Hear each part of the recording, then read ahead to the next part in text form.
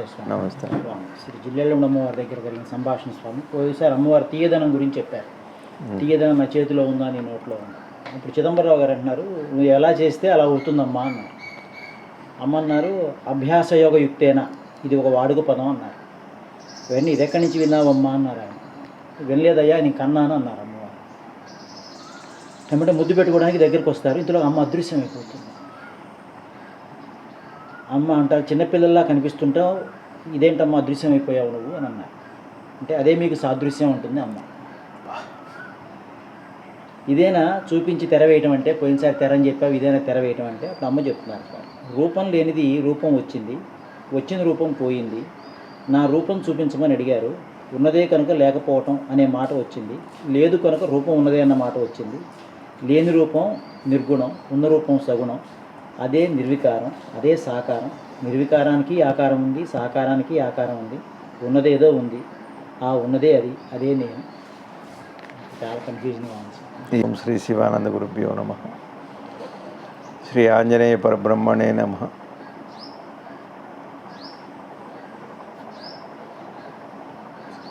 ఆత్మబంధువులు, ఆత్మస్వరూపులైన అందరికీ నమస్కారం. జయ హో మాతా శ్రీ అనసూయ రాజరాజేశ్వరి శ్రీ పరాత్పరి. అమ్మ పాదాలకి ప్రణమిల్లుతూ అమ్మ బోధని విచారణ చేస్తూ అర్థం చేసుకునే ప్రయత్నం చేద్దాం. అభ్యాసం యోగం. యోగం ద్వారా నువ్వేం చెబితే అది వృత్తైన. యోగం ఎప్పుడైతే వృత్తిగా మారుతుందో అప్పుడు ఇవన్నీ సంభవిస్తాయి అని ఒక మాట. బా, ఇక్కడ ఈ ఒక్క మాటలో ఎంత అర్థం ఉంది అంటే, నేను వెళ్ళలేదు కన్నాను అన్నా. ఇదేమో మరి 6 ఏళ్ల పాపకి ఈ శ్లోకాలు ఇవన్నీ మహావాక్యాలే కదా అవన్నీ, కానీ అవి తెలియాలంటే కష్టమే. మరి చిన్నపిల్లకి ఇట్లా చదవకుండా ఇవన్నీ ఎలా తెలిసినాయని జనరల్గా మనలాంటి వాళ్ళందరికీ కూడా వచ్చాను అన్నమాట. అమ్మ ఏమన్నారంటే, ఎక్కడ వెళ్ళలేదు కన్నాను అన్నారు. అంటే చదివానని కాదు, కన్నాను అంటే యోగ స్వరూపిణి కదా. నిరంతరం దాన్ని ఆ చైతన్యాన్ని అలా చూస్తున్నప్పుడు, అంటే ఆ గ్రహింపు, చైతన్యాన్ని చూసే గ్రహింపు, నిరంతర వేరుక, నిరంతర వర్తమానంలో ఉన్న వాళ్ళకి ప్రత్యేకంగా పుస్తకాలతో పని ఉండదు. భగవాన్ రమణ మహర్షులు వారి విషయంలో కూడా అదే జరిగింది. భగవాన్ రమణ మహర్షులు వారు కూడా వారికి అయిన అనుభవాన్ని పుస్తకాల తర్వాత చదివారు. కానీ అక్కడ ఉన్న బాగా ఉన్న భక్తులకి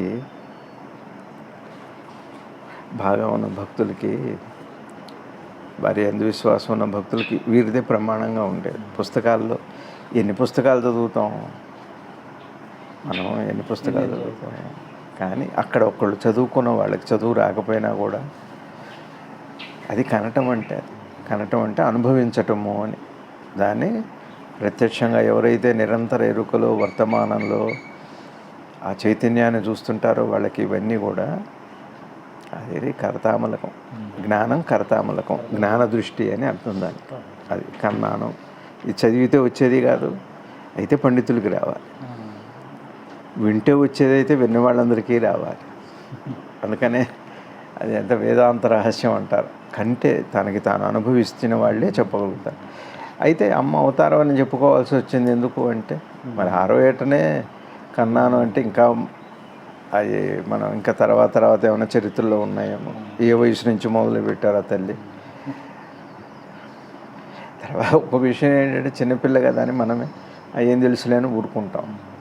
అలాగే జ్ఞానులే మనకు అర్థం కాదు. జ్ఞానుల్ని కనుక్కోవటం చాలా కష్టం. జనరల్గా మామూలుగా జీవన వ్యవహారంలో ఒక జ్ఞానిని గుర్తుపట్టడం కష్టం. మనలానే ఉంటాయి పనులు, అవి నీకు తెలిసి ఉండదులే అనుకుంటాం. అది చిన్నపిల్ల అయితే మన మనసు జనరల్గా పెద్ద మాట చెబితే కూడా తెలియకందనో అంటారు, లేదా ఏదో ఉంటుంది, లేదా అడగకపోవచ్చు, అట్లా ఉంటుంది. కానీ ఆ తల్లి మరి ఎప్పుడు వారి జ్ఞాన వైభవాన్ని వ్యక్తం చేశారో తెలియదు మనకు. పుట్టుకతోనే ఉంది, వస్తున్నాయేమో, భవిష్యత్తులో వస్తాయేమో. కాబట్టి ఇక్కడ కన్నాను అంటే అర్థం ఏమిటి అంటే 2 మాటలు ఉన్నాయి. కన్నాను అంటే నిరంతరం ఆ వర్తమాన చైతన్యంలో ఎవరైతే వర్తమానంలో ఉంటారో వారందరికీ అది అవుతుంది. అది తల్లి మహాతల్లి కాబట్టి ఆవిడ చైతన్య స్వరూపిణి, ఆవిడ అనుభవం అది ఒకటి. 2ది కన్నాను అంటే అర్థం ఏంటంటే, అది నా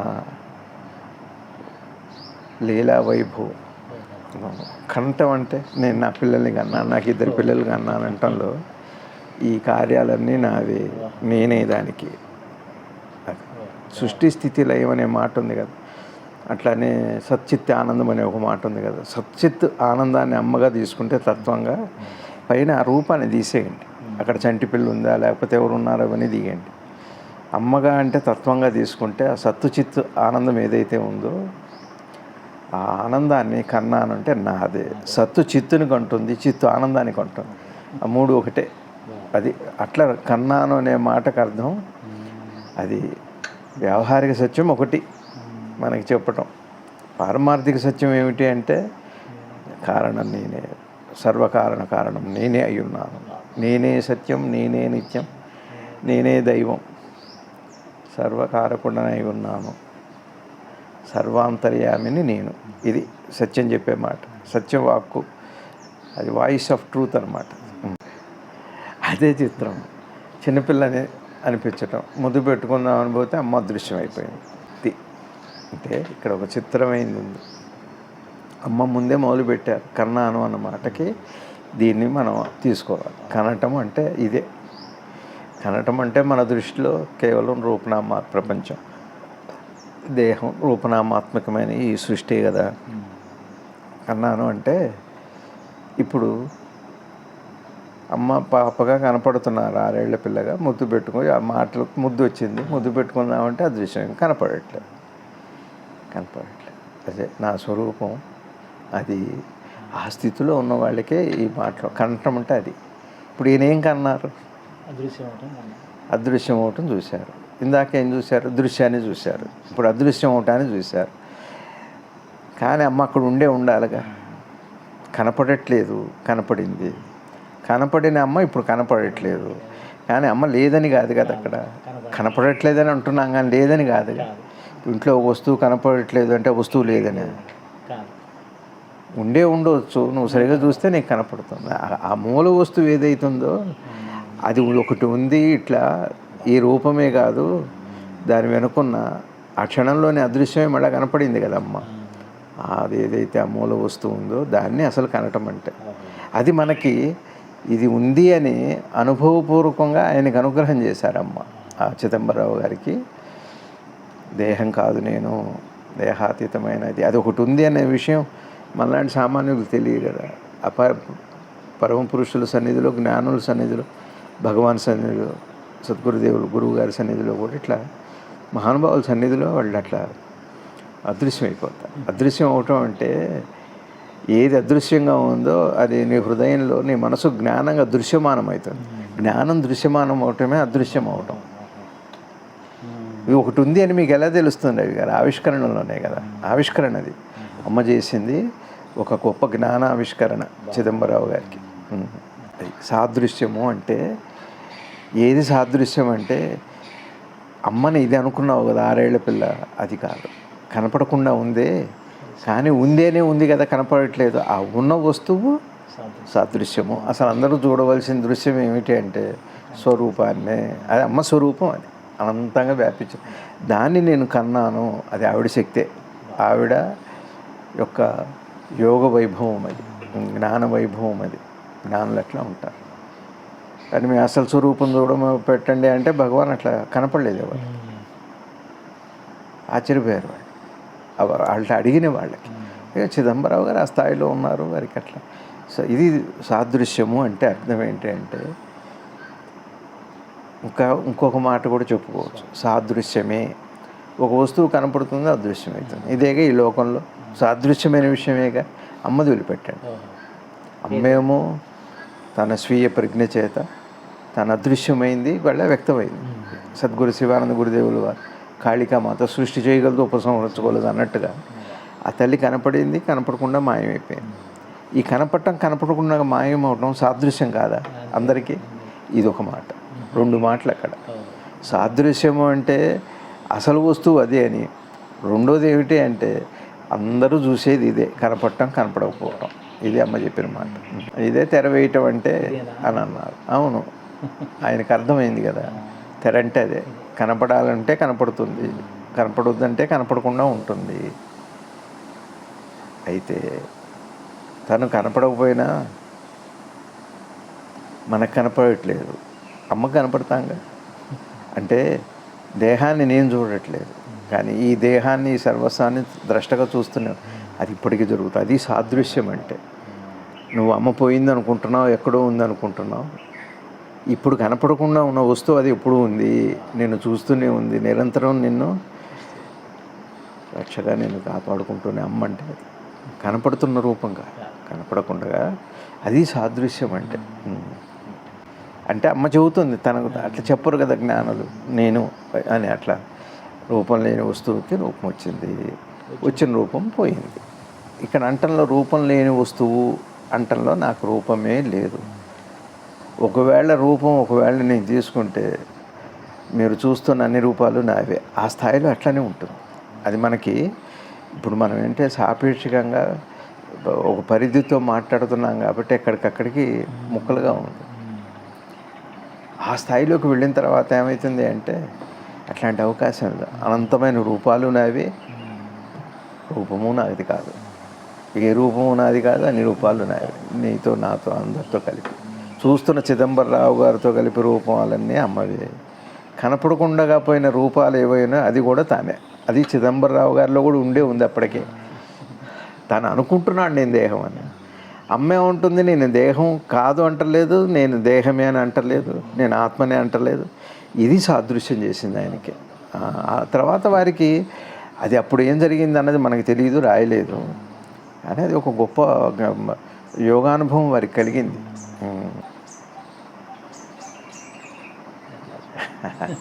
ఉన్నది కనుక లేదనే మాట వచ్చింది. ఎందుకంటే ఇప్పుడు మా తాతగారు ఉన్నారు అని చెప్పటం లేరు కదా. ఇప్పుడు ఆ రూపం అయితే లేదు.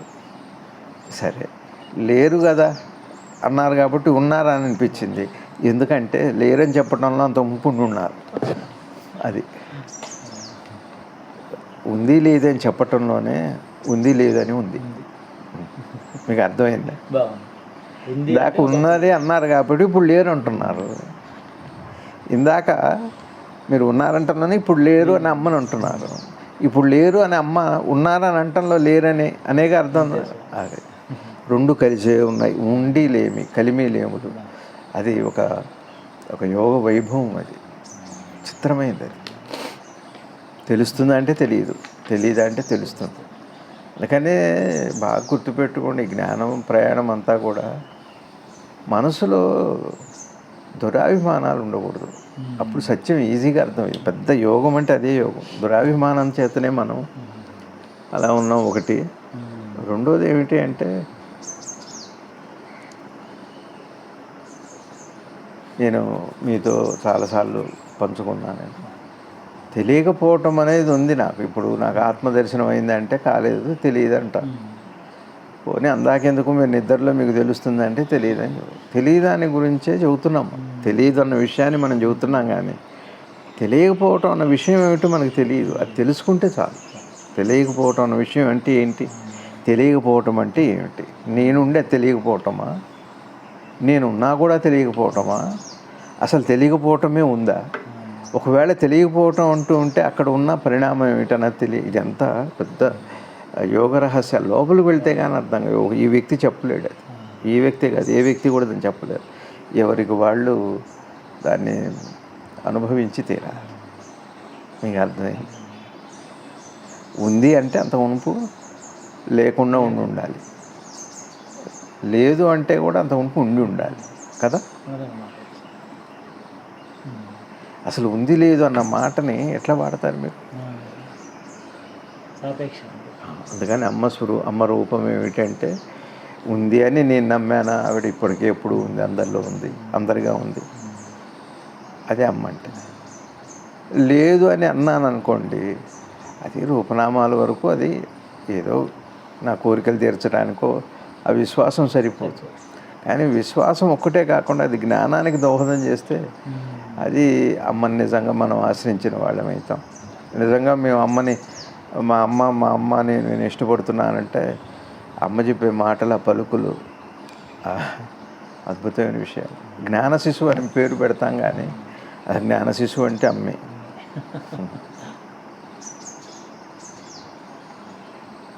చూడండి, ఒక పిల్లాడి తల్లి కడుపులో పడి కంటాం కదా, తల్లి కంటుంది.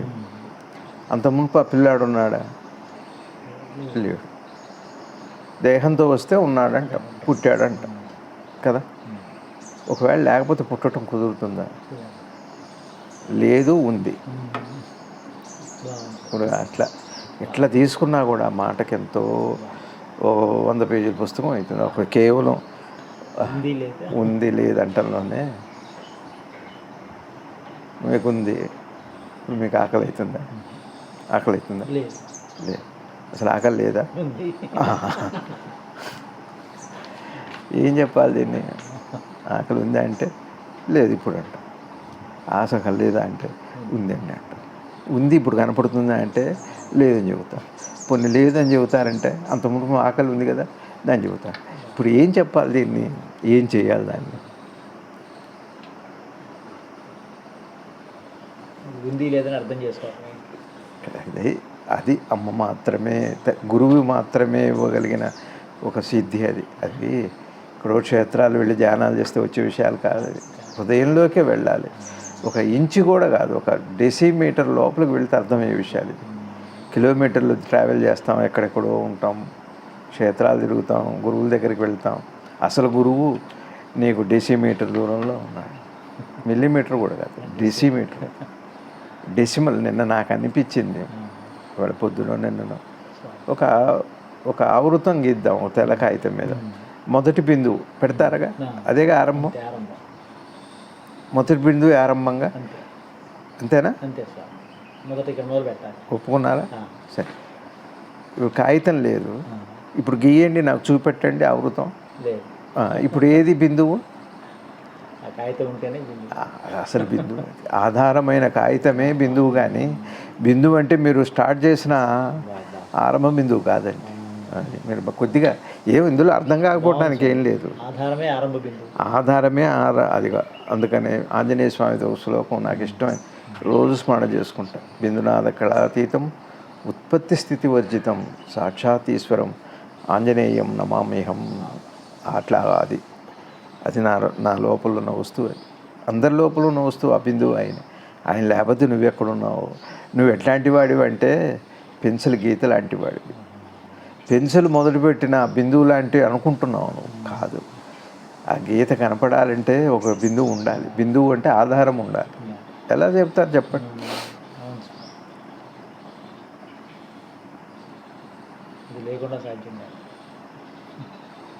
ఇప్పుడు ఏంటి దీని అర్థం ఏంటి? భోజనం చేసావా? మీకు అర్థమైందా? ఇప్పుడు ఇది సంకేతమా? మీకు అర్థం అవటం సంకేతమా? మీరు తెలుసుకోకపోతే ఈ సైగకి ఏమి అర్థం? అది ఆరంభ బిందువు అంటే అసలు ఉన్నదంతా మీ దగ్గరే ఉంది. ఇట్లాంటివి ఎన్నో రహస్యాలు ఉన్నాయి మన నిత్య జీవితంలో. మిస్ అయ్యాం, కాకపోతే అది పక్క నుంచి వెళ్తున్నాం తప్పితే ఎవరు మిస్ అవ్వలేదు.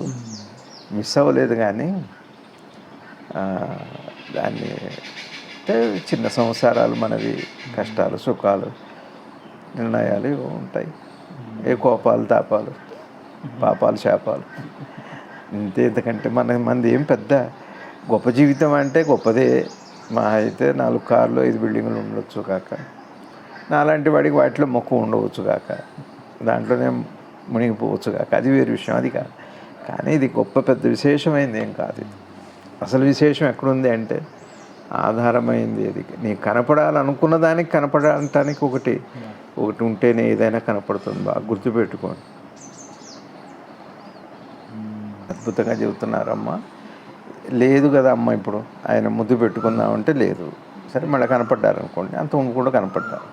అసలు అదేని రూపమే నిర్గుణం. నిర్గుణం అంటే లేదు.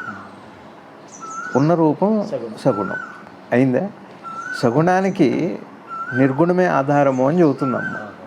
ఈ రూపం కనపడాలంటే లేని రూపం ఉంటేనే ఉన్న రూపం కనపడదు. ఇప్పుడు మీరు ఒక బొమ్మ మీద ఒక బొమ్మ గీస్తే, ఒక ఫోటో మీద ఒక ఫోటో తీస్తే ఓవర్లాప్ అవుతుంది. ఏది కనపడదు మీకు. నిర్గుణమే. ఒక ఖాళీ కప్పులోనే మనం అన్నీ నా అహంకారం, నా నా దురాభిమానం, లేకపోతే ఇంకేదో ఏదో మనసులో పెట్టుకుంటే సత్యం ఎలా అర్థమవుతుంది? గురువు దగ్గరికి ఎట్ట వెళ్ళాలి? ముందు గురువు అన్న విశ్వాసం ఉండాలి. అసలు చెప్పే మాట మీద మీకు అర్థం చేసుకునే నిశ్చిత దృష్టి, సున్నితమైన మనసు ఉంటే చెబుతుండగానే వెళ్ళిపోతుంది. సంవత్సరాలు ఏం పట్టదు సద్గురు దగ్గర, సంవత్సరాలు పట్టే కాదు, క్షణాలకు సంబంధించిన విషయం. అది క్షణానికి సంబంధించిన విషయం, క్షణాలు కూడా కాదు. ఒక సద్గురువు దగ్గర కాలం లేదు కాబట్టి సంవత్సరాలు పట్టదు, క్షణాలు పట్టదు, క్షణం మాత్రమే. క్షణము అంటే కాలం లేనిది అని అర్థం. ఇక్కడ సగుణం, నిర్గుణం, సగుణం ఎలా అయింది? ఇప్పుడు చూడండి, శూన్యంలో నుంచే ఇంత విజ్ఞానం ఆవిష్కృతమైందని పెద్దలు చెబుతున్నారు, సైంటిస్టులే చెబుతున్నారు. శూన్యంలో నుంచే, ఏ ఆధారం లేనిది ఆ తలం ఏదైతే ఉందో అదే ఆధారం. ఆధారం లేని తలము అదే ఆధారం. తలుపు పుట్టడానికి కూడా, ఆలోచన పుట్టడానికి కూడా ఒకటి ఉండాలి కదా రవి గారు. ఒక బొమ్మ గీయాలంటేనే ఒక పేపరు, పెన్సిలు, అది ఏదో ఒకటి ఉండాలి కదా. అసలు వ్యక్తం చేయాలంటే ఏదో ఒకటి ఉండాలి కదా. నిర్వికారానికి ఆకారం ఉంది. ఏంటి ఇప్పుడు కనపడుతుంది? ఇప్పుడు నన్ను చూస్తున్నారు కదా. నిర్వికారానికి ఆకారం ఏమిటంటే సగుణం, నిర్వికారానికి ఆకారం ఏమిటంటే ఉన్న ఆకారం. ఆకారానికి సాకారానికి కూడా ఆకారం ఉంది. ఆకారం ఉంది అంటే ఏదైనా ఒక ఆలంబన నుంచే కదా మనం ఒకటి ఉంది. ఇప్పుడు సైన్స్ కూడా ఈజ్ ఈక్వల్ టు mc² అంటున్నారు కదా. ఎనర్జీ ప్లస్ మ్యాటర్ ఉండటం వల్ల మీరు ఎనర్జీని గుర్తుపడుతున్నారు. మ్యాటరే లేకపోతే ఎనర్జీ ఎక్కడుంది? కాబట్టి ఇక్కడ సగుణం ఏదైతుందో అంటే సాకారము అంటే సాకారం అవటం అంటే జ్ఞానం కూడా సాకారమే. జ్ఞానాన్ని సాకారం చేసుకోమని. అట్లానే నా లోపల నా ఉనికి ఒకటి ఉంది అని చెప్పాలి అంటే ఎందుకు? ఒక బొమ్మ ఉంది అంటే ఖచ్చితంగా దాని కింద కాగితం ఉందని కదా. దాన్ని సాకారం చేసింది ఎవరు? ఫస్ట్ ఒక పెయింటరు నాది బొమ్మ వేయండి అంట అనుకోండి, వేస్తానంటాడు. ఫస్ట్ మీ బొమ్మ కోసం, ఫోటో కోసం అడగడు, ఆ క్యాన్వాస్ తీసుకొస్తాడు ఫస్ట్. అలాగే బ్రష్లు, ఆ తర్వాత స్కిల్, అవన్నీ వేరు. అట్లా ఆకారమే సాకారానికి. అంటే మనం సైన్స్ కూడా చెబుతాం, స్థూలం నుంచి సూక్ష్మానికి. స్థూలమే సూక్ష్మాన్ని చూడటానికి అవకాశం. సూక్ష్మాన్ని చూడటానికి ఏముండదు, కానీ ప్రయాణం అట్నుంచే ఆరంభమవుతుంది. సూక్ష్మం దాకా పోయాక ఏమవుతుంది? అక్కడ కేవలం నిర్గుణమే ఉంది. నిర్గుణము అంటంలో రూపనామాలే కాదు, ఆలోచన కూడా అని. నిర్గుణము అంటంలో గుణమే లేకపోవడం, అది సత్వగుణం అంటారు. అది ఒకవేళ రూపనామాలతో వ్యక్తమైన అయితే అక్కడ ఎట్లా ఉంటుంది? నిర్గుణము అంటే ఒకటే ఒక ఉదాహరణ మనకి, గాఢ నిద్ర, అది నిర్గుణం. కానీ నిద్రకు ఒక గుణం ఉందిగా, అది దాని గుణం. నిద్రకున్న గుణము నిర్గుణమే, కానీ నిద్రలో ఏ గుణాలు లేవు కదా. కోపతాపాలు, ఆవేశాలు, శత్రువులు ఏవేది లేదు. రెండో ద్వైతమే లేదు, అద్వైతం కూడా లేదు, అసలు ఈ ఆలోచనే లేదు. అది నిర్గుణం. కానీ దానికంటూ ఒక గుణం ఉంది, అదే సత్వము, అదే సత్చిత్త ఆనందము. దాన్ని సాకారం చేసింది ఎవరు? అక్కడ దాకా ఎట్లా వెళ్ళగలిగారు? ప్రతివాడు పుట్టగానే అవతారం అనేది ఎవరో కొద్దిమంది ఉంటారు. వాళ్ళు కొద్దిమంది. గురువుగారు చెప్పారు 5, 6 ఉంటే ఎక్కువ సద్గురువులు అన్నవాళ్ళు ఈ లోకంలో. సరే, నేను పెట్టుకోవచ్చు నాకు నేను సద్గురువు అని, అది వేరే విషయం. కానీ వేళ్ల మీద లెక్క పెట్టచ్చు. సద్గురువులు అన్నవాళ్ళు అవతల ఒడ్డుకు వెళ్ళి మళ్ళీ యువతలకు వచ్చి తీసుకెళ్ళగలిగిన వాడు సద్గురువు. ఊరికే అట్టే వెళ్ళొచ్చు, పడవ ఉంది అటు మాదిపాడు మించి వెళ్ళొచ్చు, ఇట్లా అది కాదు సద్గురువు అంటే. దారి చూపెట్టేవాడు కాదు, తానే గామి గమనము గమ్యమైన వాడు సద్గురువు. అట్లా అరుదుగా ఉంటారు. అటువంటి వాళ్ళు దొరకటం కష్టం మనకి. మీకు అర్థమైంది? సాకారము వారికి ఏం కావాలి? సగుణము నిర్గుణమైంది, నిర్గుణం కాస్త సగుణమైంది. నిర్గుణం ఉంది అని తెలియాలంటే సగుణం ఉండాలి, ఆ సగుణమే సాకారం. అందుకనే పరమాత్మకు అనేక రూపాలు. నేను నిన్ననే ఆలోచించా, అసలు విగ్రహారాధన ఉందా అని. ఊరికే చూసుకున్నా, నేనేం చేశాను, ఒక గుడికి వెళితే నేనేం చేస్తాను అని చూసుకోవాలి. అట్లనే శ్రీశైలం వెళ్ళాను, ఇంకెక్కడో గుడికి వెళ్ళి, ఆంజనేయ స్వామి గుడికి వెళ్ళి నేను దండం పెట్టుకునేటప్పుడు అది విగ్రహమే, ఆంజనేయుడో శివుడో లింగం. దండం పెట్టుకునేటప్పుడు మీరేం చేస్తారు చూడండి, జాగ్రత్తగా ఏం చేస్తారంటే శివుడిని అడగడానికి వెళ్ళా, నా పిల్లలకి పెళ్ళిళ్ళు అవ్వాలి, ఉద్యోగాలు రావాలి, ఆరోగ్యంగా బాగుండాలని ఏది కావాలో అది అడుగుతున్నాం. అడిగేటప్పుడు లింగాన్ని అడుగుతున్నారా, ఒక రూపాన్ని, ఒక ఉద్దేశాన్ని అడుగుతారా? చూడండి ఒకసారి. మనసులో ఉన్న ఉద్దేశం. ఇది వదిలిపెట్టేశారు. ఇది ఇది అనుకోరిక. మీకేదో అప్పటికే ఒక పూర్వ రూపం ఏదో ఉంది. శివుడు అంటే గంగా జటాజూటమం, గంగాధారి, త్రిశూలధారి, ఇట్లా ఏదో ఒక రూపం, దాంతో కాంటాక్ట్లోకి వెళ్ళిపోతారు. దీన్ని వదిలిపెట్టేస్తారు కాదా? అవును స్వామి. ఎవరైనా అంతే. లింక్ అవుతాను. నా మనసులో ఉన్నదానికే లింక్ అవుతాను. లింక్ దానికి అవుతున్నారు. ఇది ఆధారం. ఇంకో అది సాకారము అంటే అది. ఎవరైనా సరే ఇంతకంటే మార్గం లేదండి. పోయి లింగాన్ని ఏమడగరు. లింగానికి ఒక ఉద్దేశం ఉంది. దానితో ఇక మీరు కళ్ళు మూసుకొని మా పిల్లలకి ఆరోగ్యాన్ని కాస్త క్షేమానికి ప్రసాదించు అని ఆ రూపాన్ని అడుగుతుంటారు. దీన్ని వదిలిపెట్టేశారు. కానీ దాన్ని డైరెక్ట్గా పట్టుకోరు. పట్టుకోగలిగితే ఇక్కడికి ఎందుకు వస్తారు? క్షేత్రానికి, గుడికి ఎందుకు వస్తారు? విగ్రహాల దగ్గర ఎందుకు వెళ్తారు? కాబట్టి త్రూనే ఏదైనా ఒక ఫిజికల్ ఫామ్తోనే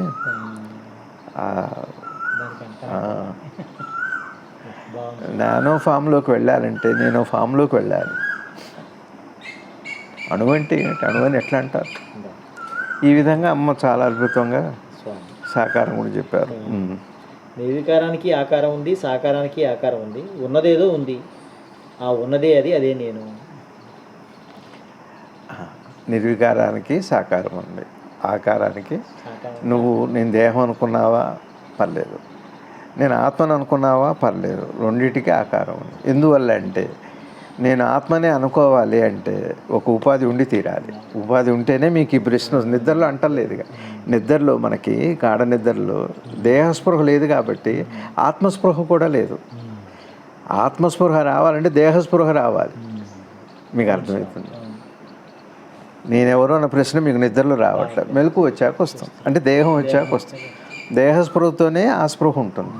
కాబట్టి ఉన్నది ఏదో ఉంది, ఆ స్పృహతో ఉందా ఈ స్పృహతో ఉందా అని వదిలిపెడితే దేనికి ఈ స్పృహ వస్తుందో అదే నేను. ఉన్నది ఏదో ఉంది. దేహం చూసి ఆలోచించకపోయినా మంచిది. ఇప్పుడు గొడవలు ఉన్నాయి, మిమ్మల్ని చూస్తే నాకు కోపం కాదు, నన్ను చూస్తే మీకు కోపమే. దేన్ని చూసి కోపం వచ్చింది? వాడిని చూస్తే కోపం అంటున్నారు, వాడని దేన్ని అంటున్నారు? మొత్తం కలిపేగా. వాడి ప్రాణం, వాడి మనసు, వాడి శరీరం కలిపేగా. దేహం లేకుండా అంటారు ఏంటి? వాడిని చూస్తే కోపం అని శవాన్ని అనరుగా, ప్రేతాన్ని అనరుగా. వాడు కనపడతారు వీళ్ళు. అది ఏదో ఒకటి ఉండాలి. కాబట్టి మీరు ఒకదాన్ని అనుభవం పొందాలి, సాకారం చేసుకోవాలంటే ఒక ఆకారం ఉండాలి. సాకారానికి ఆకారం ఉండాలి. ఆకారం ఒక రకంగా నేను ఉద్ధరిస్తాను కాబట్టి అది సాకారమే. కాబట్టి ఉన్నది ఏదో ఉంది. అది ఆత్మయి ఉండొచ్చు, దేహమై ఉండొచ్చు. దేహం లేకుండా నీకు ఈ ప్రశ్న లేదు.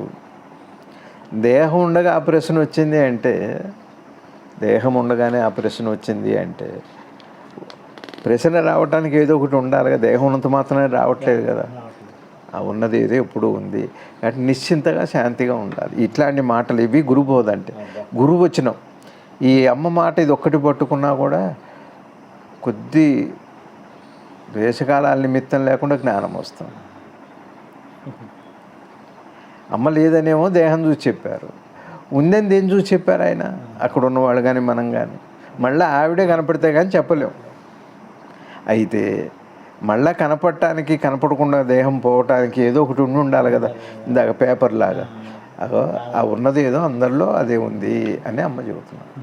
చిన్న 6 ఏళ్ల వయసులో అంత మహాజ్ఞానం సామాన్యమైన విషయం. ఇంత అదృష్టవంతులు అండి మనం అంతా సమకాలికలంగా. ఇవాళ ఈరోజు మనం కూర్చొని అట్లాంటి మహనీయులతో బోధన మాట్లాడుకోవటం అది పొరుగు పుణ్యం. అది అందరికీ వెళ్ళలేరు కూడా. ఇది మన నిసర్గదత్త మహారాజు వారు అన్నట్టు ఇవి దొరకవు ఎక్కడ. బయట ఇవి చాలా దొరుకుతాయి, మార్కెట్లో ఏం దొరకట్లేదు. ఒక జ్ఞానం తప్పితే అన్నీ దొరుకుతాయి. మంచి మాటలు వినాలన్నా కూడా, మంచి వాళ్ళని తలుచుకోవాలంటే కూడా ఎంతో అది పూర్వ పుణ్యమే, అనుగ్రహమే. అది అట్లనే ఎవరి మీద అని ఉండదు. మన సంకల్పం, మన ఆలోచన, మన దృష్టి మీద ఆధారం. అదే అదృష్టం అంటే. అంతేగాని ఒకడి మీద దయ, ఒకడి మీద అట్లా ఏం ఉండదు. ఒకళ్ళని పిలవటం, ఒకళ్ళని అలా ఏం ఉండదు. తర్వాత ఉన్నదే అది, అదే నేను. ఉన్నదే అది, అదే నేను అంటంలో ఏంటి? ఉన్నదే అది. ఏది ఇందాక రూపం లేకుండా ఉందో అదే నేను. ఆ రూపం లేని నేనే నేను అని అన్నది అమ్మకి చెప్పట్లే. నేను అంటున్నా అందరికీ. నేను అని ఎవరెవరైతే ఆ మంత్రాన్ని అంటున్నారో, ఎవరు వ్యక్తం చేస్తున్నారో, ఐ అని ఇంగ్లీష్లో, హమ్ అని హిందీలో, అమ్మని తెలుగులో, ఇవేగా భాషే తప్పితే ఈ నేను అనేది చెప్తున్న వాళ్ళందరూ కూడా నేను అదే. అయితే నేనై ఉన్నా, లేదా నువ్వు అదే అయి ఉన్నావు. అది అమ్మ చెప్పే మాట. నేను కాబట్టి అందరి కర్తవ్యం ఏమిటి అంటే, మనం ఏం పూజ చేసాం, ఎంత పూజ చేసాం, ఇవన్నీ నమ్ముకున్నాం, ఇవి కాదు ప్రశ్న. అసలు ఎక్కడికి వెళ్ళాం? ఇప్పుడు ఇంత విశాల భారతదేశంలో ప్రపంచ నలుమూలల నుంచి భారతదేశానికి క్షేత్రాలకు వస్తున్నారు, మహనీయులను కలవటానికి వస్తున్నారు.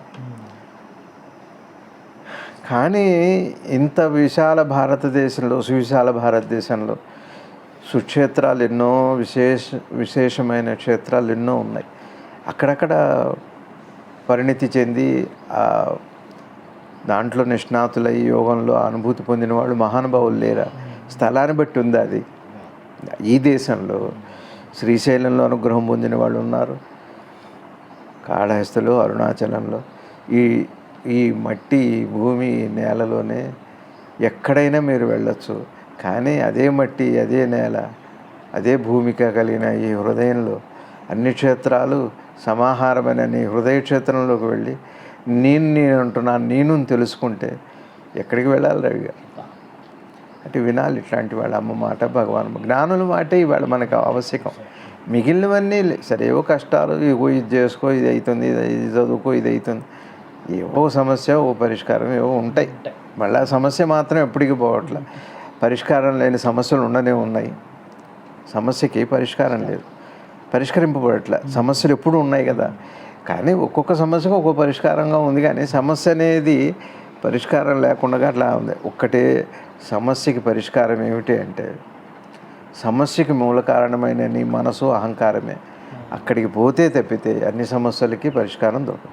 ప్రతివాడు ఏమంటాడు, తేపకో సమస్యకి దినపత్యంలాగా ఈ రోజుకి ఆ రోజు కష్టపడితే కానీ రెక్కాడితే డొక్కాడనేది. సుఖం అంటే ఏమిటి? మళ్ళీ దాంతో పని లేకుండా విఆర్ఎస్ తీసుకొని ఎంజాయ్ చేస్తూ పెన్షన్ డబ్బులతో, అది కదా ఎవరైనా కోరుకుంటారు. పోని ఒట్టిగా అయినా సరే పోషించేవాళ్ళు. నేను ఒక కథ పంపా, మీకు వీలైతే అది వాళ్ళు పెట్టండి దీంట్లో గ్రూపులో. చాలా బాగా రాశారు ఆవిడ. అందుకని ఏంటంటే అన్ని సమస్యలకి పరిష్కారం ఒకటి ఉంది. అన్ని సమస్యలకి, ప్రతి సమస్యకు ఒక పరిష్కారం సరే, కానీ సమస్య ఉండనే ఉంది ఏదో ఒక రూపంలో.